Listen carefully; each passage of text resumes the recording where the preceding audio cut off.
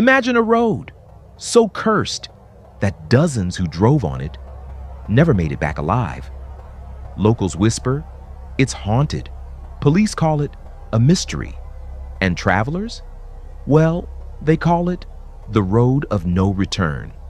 Tonight, we uncover the chilling secrets of the cursed road where dozens have died. I first learned about the road because people stopped mid-sentence and lowered their voices. In a town like that, when adults whisper instead of answering, they're either protecting something or pretending it never existed. I was a freelance reporter then, hungry for a story, and the narrow stretch of asphalt that cut through an old timber tract kept appearing in conversations like a bruise. At first, it was easy to write it off. Towns trade in legends. The official reports used tidy words: loss of control, mechanical failure, driver error.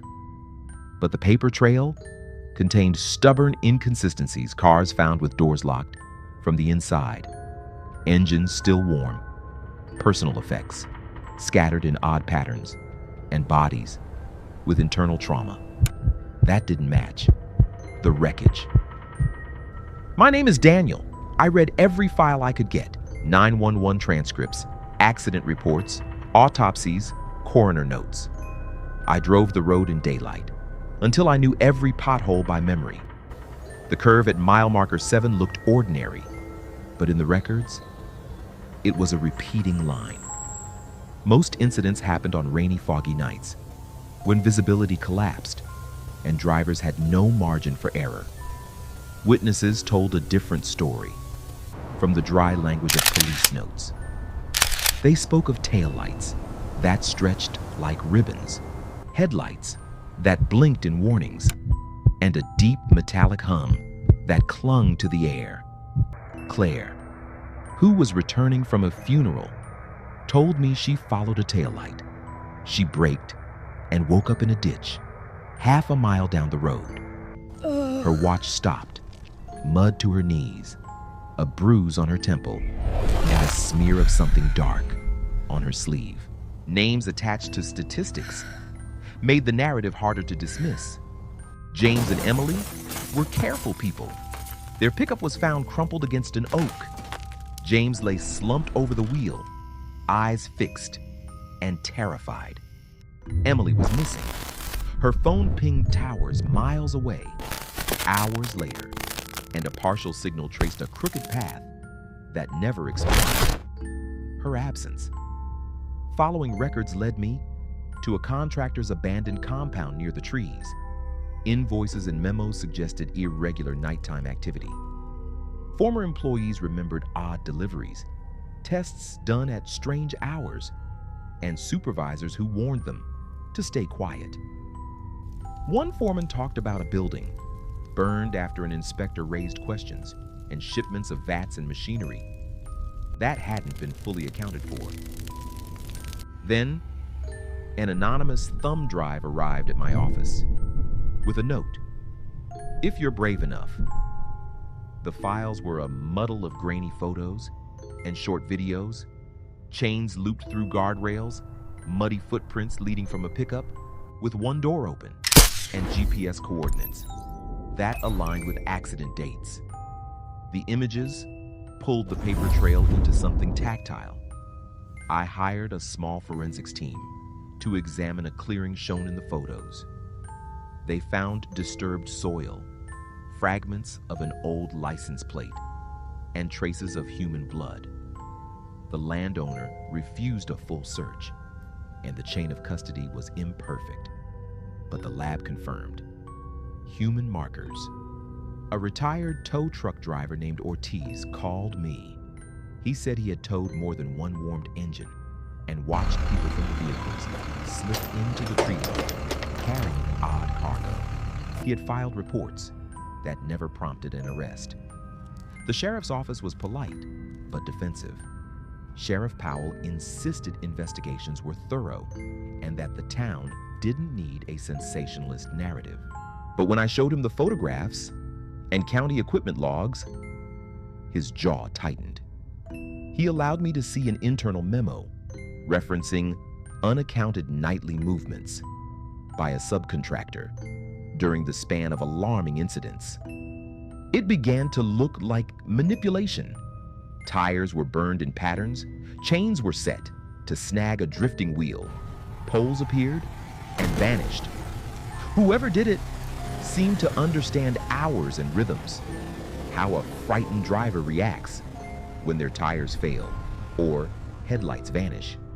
Questions multiplied: insurance fraud, territorial enforcement, or a malicious group testing behavior. Where human lives were the variables? Night stakeouts taught me details reports could not. Rain eats sound and isolates things. Trees press in as if to watch. One night, I heard a vehicle approach with no lights and then accelerate away. At the curve, a set of lights flared and disappeared. I found a small nail hammered flush into the asphalt near the berm, and a discarded cigarette with a brand sold only where the contractor had operated. By then, the picture was less supernatural and more criminal. The logs, the photos, Ortiz's account, and the blood-tainted soil suggested deliberate staging and concealment. If someone had access to the land at odd hours and the expertise to plant hazards, they could manufacture collisions that read as accidents, leaving victims exposed to predators, or worse, taking them all together. I faced a moral tangle: publish too much, and I could ruin investigations, or tip off whoever was responsible. Publish too little, and names would gather dust in files. I kept going because the living wanted answers, and the missing deserved more than a footnote in a report. The danger now was the system itself: courts that moved slow, judges that stalled, and a town that preferred silence over truth. Breaking through that wall would take time and risk.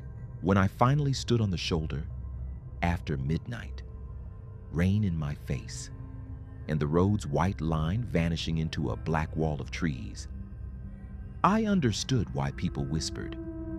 The air had weight.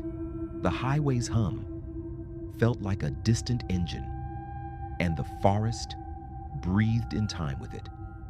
I thought about James's blank stare and about Emily's disappeared steps. Whoever had engineered those nights knew how to use the road as cover and how to make a crash into a clean erasure. The break came quietly. Ortiz remembered a license plate fragment he had tucked into his glove compartment.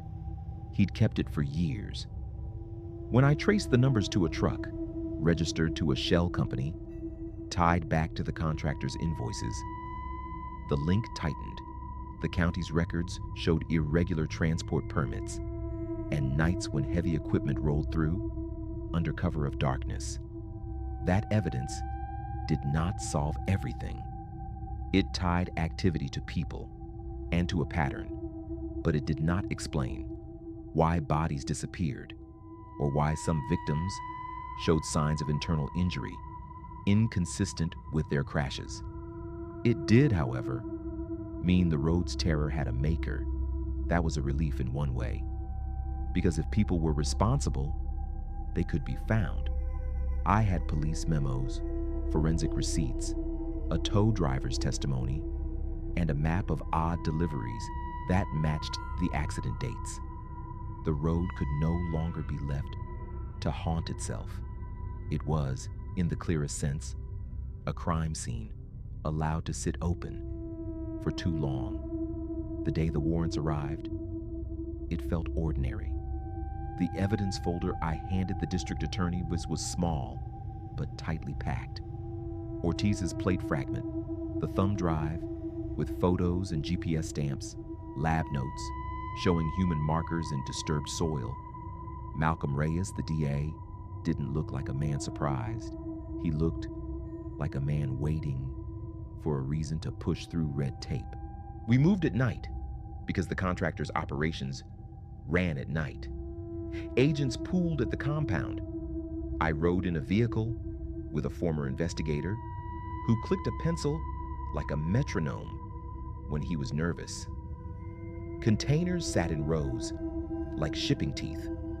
A refrigerated van crouched in the shadows. Everything smelled faintly of diesel and old wood. Inside a large container, investigators found a false floor and a ledger. The pages listed routes, dates, and quantities, but also names crossed out with a steady hand. The ledger tied movements to nights when accidents occurred on the road. Near the containers, a van had been altered with a hidden compartment and a generator. Forensics found trace cellular material inside. The cleaning was thorough, but cleaning can't erase everything. The trail led to a small warehouse, leased under a shell company. Bleach couldn't disguise the outlines of human use: scuffed floors, tarpaulins folded in corners, items suggesting temporary holding. It was less a horror set than a business, functional, unsentimental. The defense called it coincidence, night runs, bookkeeping, scraps of DNA. But when a driver named Ellis broke down on the stand, the facade cracked. He admitted helping move a woman from a wreck into a van. He confessed he'd been told to make problems disappear. His testimony tied the accidents to human hands and to deliberate choices. Evidence led to convictions for conspiracy, illegal transport, and accessory to murder. Some defendants took plea deals. Others were convicted by juries who had to reconcile the paper evidence with the testimony about what men did under the cover of night. The contractor's assets were frozen. Contracts were voided. Regulators opened inquiries into how permits had been issued so carelessly. Yet not every absence was answered. Some remains were too fragmentary. Some files were missing or deliberately destroyed. The ledger's pages were a beginning, not an endpoint. For many families, conviction did not mean a grave to visit. They were left with letters from courts and the knowledge that people they loved had been reduced to ink on a page. After the trial, new guardrails went up, lights were fixed, patrols began, but everyone knew paint and concrete couldn't wash away the road's history. What had happened there was darker than bad engineering. It was a system built on silence. I thought about the road on different mornings, fog lifting at sunrise, light making the trees look indifferent rather than menacing. Progress didn't look like closure for everyone, but it changed how the road could be used. It was still a road where people told a certain story, but the story now included names, victims, and defendants. There were small acts too. Sheriff Powell, who had guarded silence for years, began holding monthly sessions. Families could ask questions. Officials promised follow-through. Grassroots groups formed, cataloging old reports, digitizing records kept in shoeboxes. A modest memorial went up near the county office, stones with names, dates, and a single line: remembered. It wasn't a monument to victory. It was a monument to refusal. The town had decided. Whispering was no longer enough. The memorial reminded people silence had cost lives. The road isn't just asphalt anymore. It's a warning. Stay vigilant, because shadows don't fade easily. If you want deeper investigations, like this one, subscribe to Shadow Oath. Leave a comment with any road names, addresses, or tips you think deserve attention. If you have documents or photos, send them securely. Support local investigative reporting by sharing this story, donating to independent reporters, and holding officials accountable. We will keep following the paper trail.